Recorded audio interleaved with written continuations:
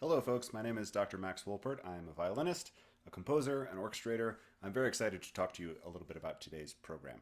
The first piece we would like to discuss a little bit is Max Bruch's.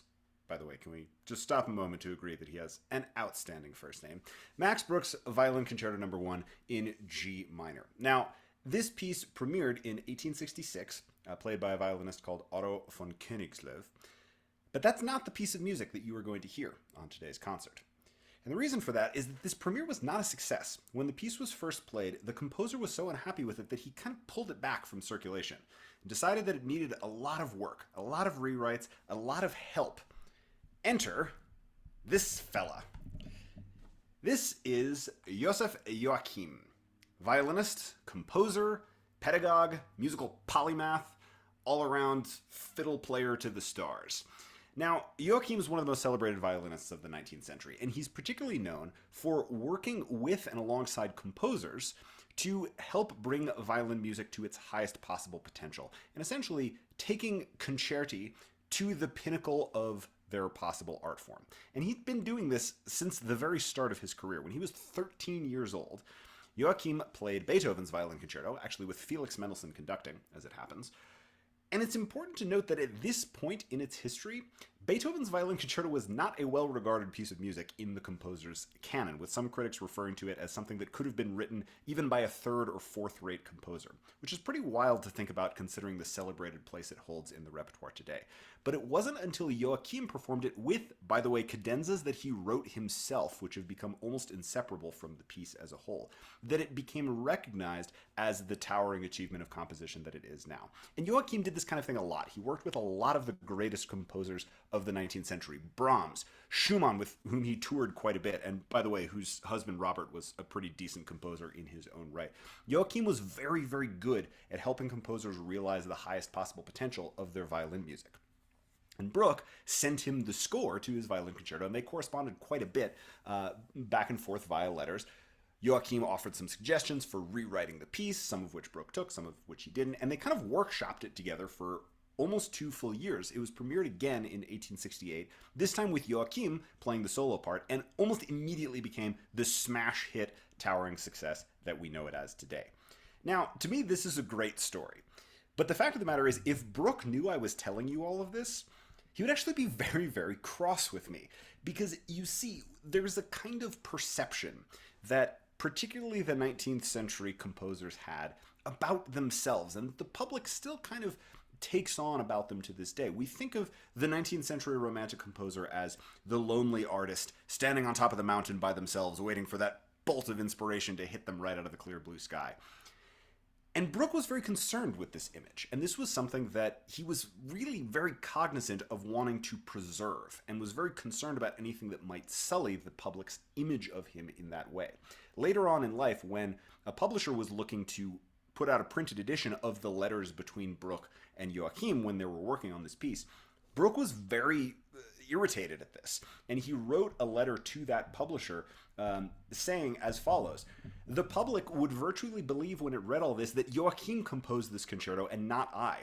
Everyone would say upon reading the letter, this work took a lot of trouble and difficulty in its completion. Max Bruch never in fact knew what he wanted. Now one can see how little initiative and self-dependence the man had. He probably never did anything alone throughout his entire life. This version would become universal and would be hawked about with leering satisfaction to hurt me." And so you can see in this letter how concerned Bruch is about the perception that he did all of this alone. He really wants people to know that he wrote this concerto alone. And there's almost kind of this sense about this letter that any whiff of this collaboration would sort of be seen as cheating, that it's somehow undermining Bruch the composer as the solitary romantic genius. I would invite all of you to take a different view of this collaboration, because to me, this is actually a very inspiring story. And I think that the collaboration between Bruch and Joachim, and various other violinists, by the way, Ferdinand David and others who helped him edit this score, is actually a really important component of any composition. We need the input of artists from all these different walks of life coming together to create something that none of them could have possibly created on their own.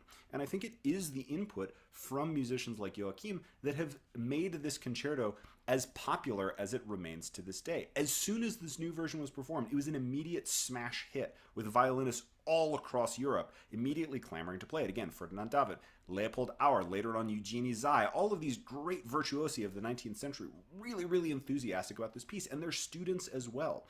And this is the other really important thing about this concerto. Not only has it had enduring popularity with audiences, but with performers as well. People want to play this piece. And it is only because of the influence of Joachim, I think, that this collaboration was able to do what it was able to do. Because not only is this piece a great composition, there are lots of violin concerti that are towering achievements of composition, but those of, for example, Tchaikovsky or Sibelius, yes, they're brilliant pieces, but they're also incredibly difficult to play. And the Bruch is accessible to listeners and to players alike.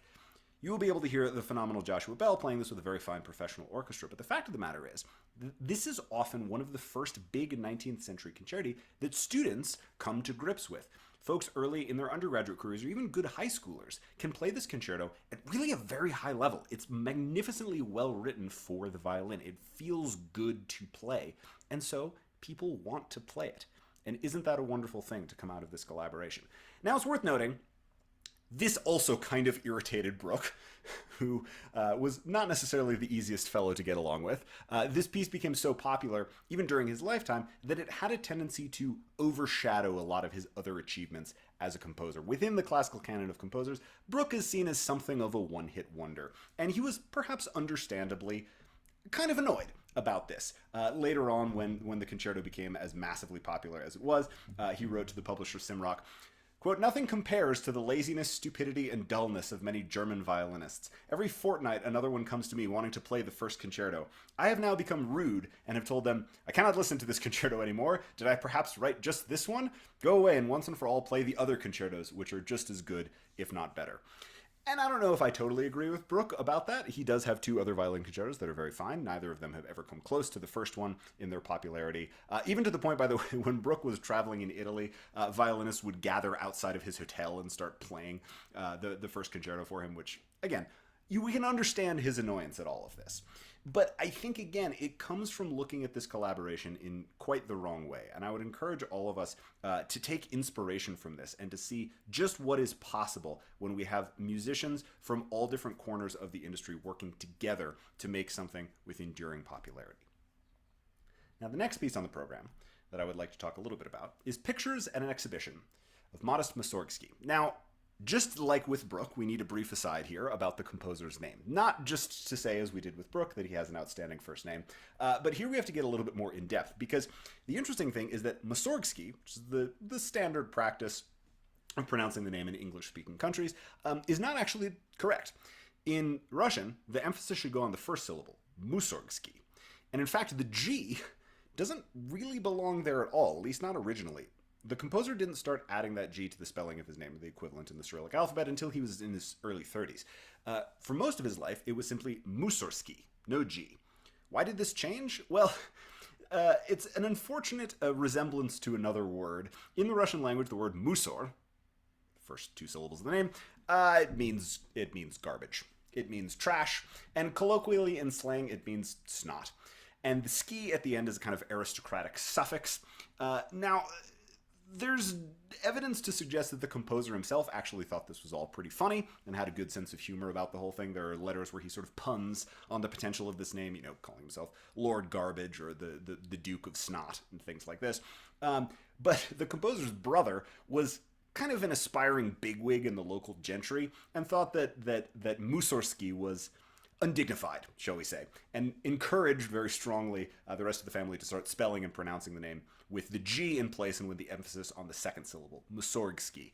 And he justified this by saying it's from a sort of archaic Polish pronunciation of the name, which may or may not be true, but again, we can, I think, perhaps sympathize with all of them in not wanting to spend their lives being known as Lord Garbage. Now, this piece, Pictures at an Exhibition, was written in 1874, but that's not the piece you're going to hear on the program today. Before we get into that, just a little bit of background on the piece. It's pictures in an exhibition because there was an actual exhibition in 1874, an exhibition of the work of Victor Hartmann, who was an architect, illustrator, and a friend of Mussorgsky. He had just died tragically the previous year, and so there was this exhibition that was organized of a number of his finished and unfinished works, architectural drawings as well as portraits and landscapes and various other things. And the interesting thing about this as well is that, sadly, a lot of the works that were presented at this exhibition we don't actually have anymore, including a couple of the ones that are musically depicted in this piece. We don't actually have them or know what they would have looked like. And one of the interesting things about this piece is that each movement is meant to either depict one of the pictures that we see or the act of the viewer walking through the gallery. The first movement is called Promenade, and it's repeated several times, right? As we move from picture to picture, this is also depicted itself in the piece.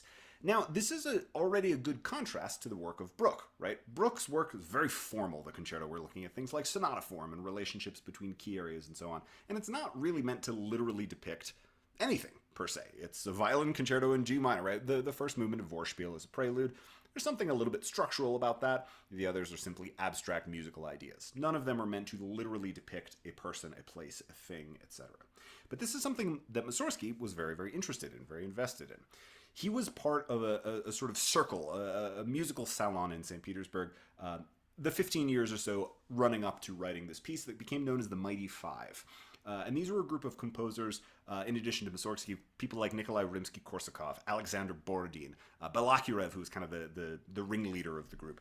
They were very interested in creating a distinctly Russian sound in the music that they were writing, and making sure that their music was not simply imitating the styles that were common and popular in the Austro-German dominated European scene of instrumental music, where people like Bruch would have been hanging out. And one of the other things that they were interested in a part of this, as well as introducing elements from Russian folk music or Russian church music or various other things, is this idea of programmatically depicting scenes, even if the way that we do that musically flies in the face of some of the formalist conventions or techniques of German composers at the time.